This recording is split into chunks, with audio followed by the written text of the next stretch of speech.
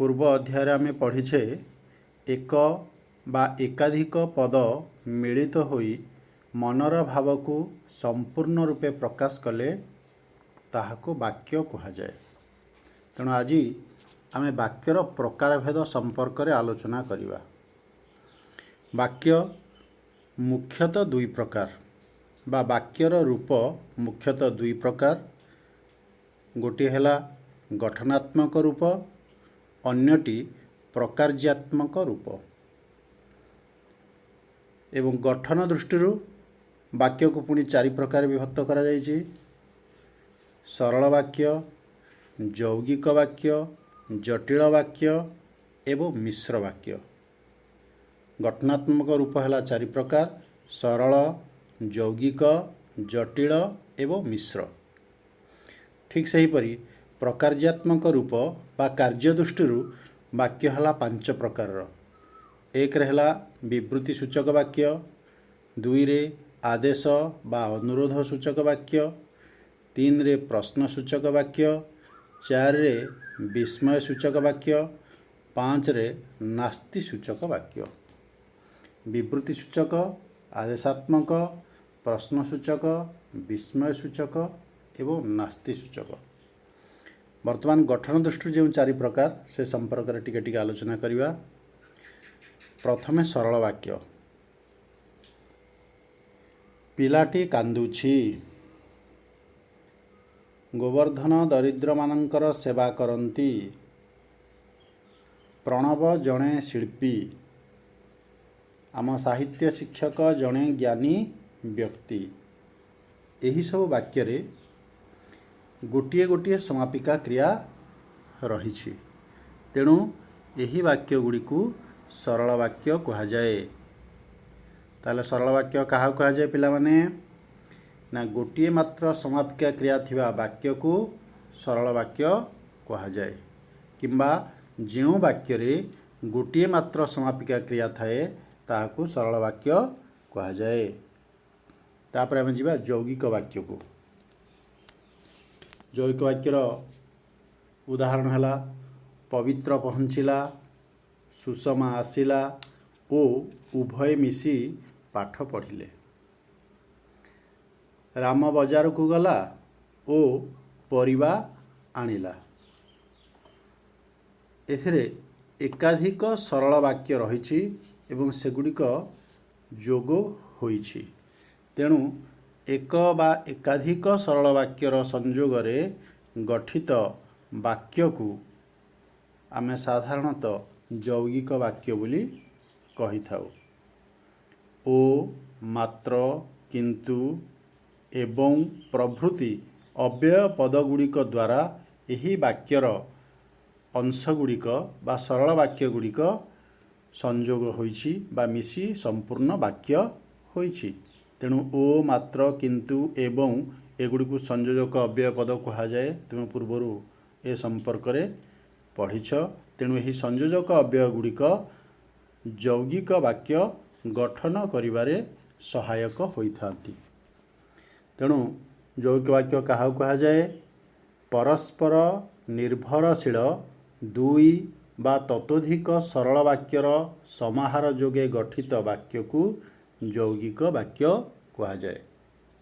आउ थे शुण पिला माने, परस्पर निर्भरशील दुई बा ततोधिक सरल वाक्यर समाहार जोगे गठित वाक्य को यौगिक वाक्य कहा जाए। वर्तमान आम जटिल वाक्य आलोचना करिवा। अजा जेतेबेले घरे पहुँचिले सेतेबेले घरे रतन नथिला। बापा केबे आशा करि नथिले जे सनातन श्रेणी रे प्रथम हेब। दरकार समय जे साहाय्य करे ताकू उपयुक्त बंधु कहा जाए। तेणु यही वाक्य रे प्रथम वाक्य रे अजा जेतेबेले घरे पहुँचिले एटा हला अप्रधान वाक्य, सेतेबेले रतन घरे नथिला एटा हला प्रधान वाक्य।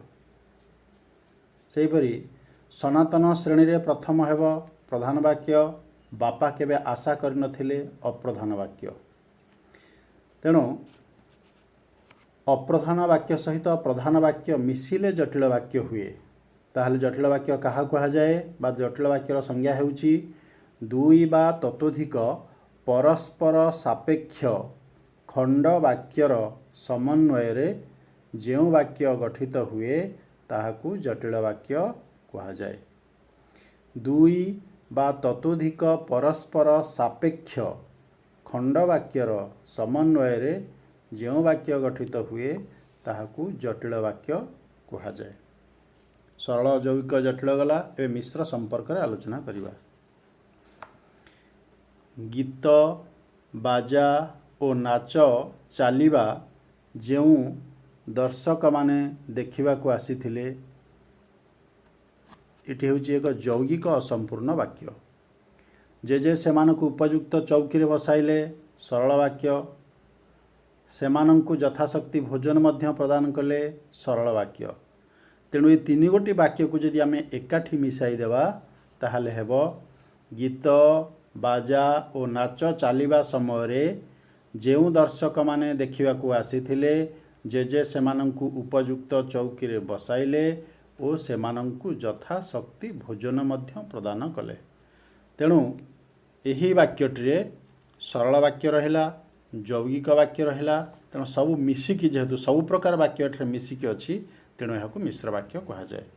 तेणु मिश्र वाक्य क्या कहुए ना जे कौनसी प्रकार वाक्यर समन्वित रूप को मिश्र वाक्य कहुए।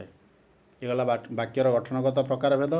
बर्तमान आम कार्य दृष्टि बा प्रकार्यगत रूप संपर्क आलोचना करिबा। प्रकार्यगत 5 प्रकार पूर्वर कहिछि मु विवृत्तिमूलक, अनुरोध बा आदेशात्मक, प्रश्नसूचक, विस्मयसूचक, नास्तिसूचक। बर्तमान विवृत्तिसूचक आलोचना करिबा।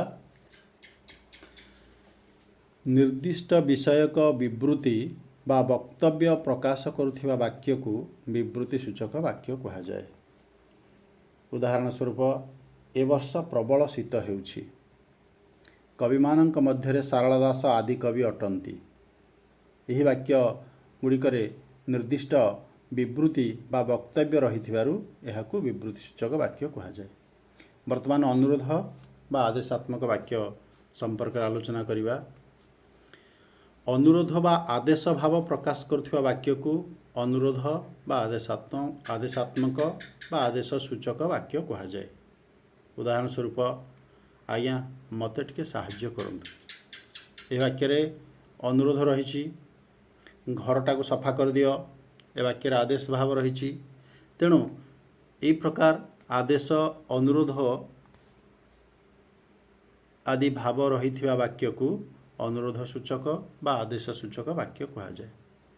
वर्तमान प्रश्नसूचक वाक्य को जीवा।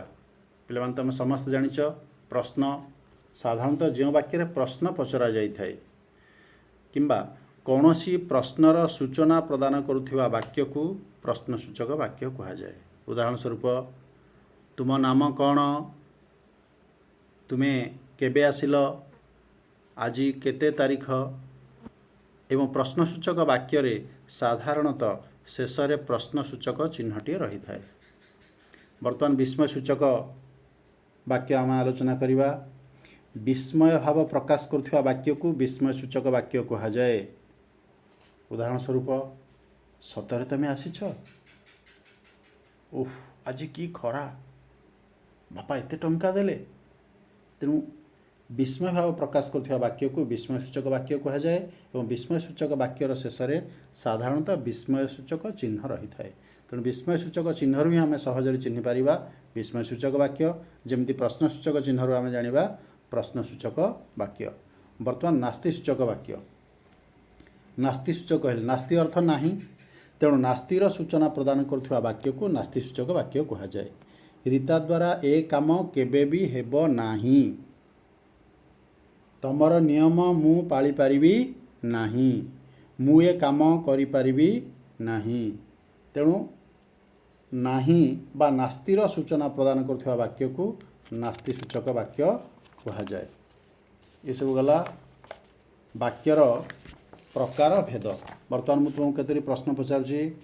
हेले वाक्यर मुख्यतः केतोटी रूप अछि ना दुईटी रूप। वाक्य मुख्यतः केते प्रकार?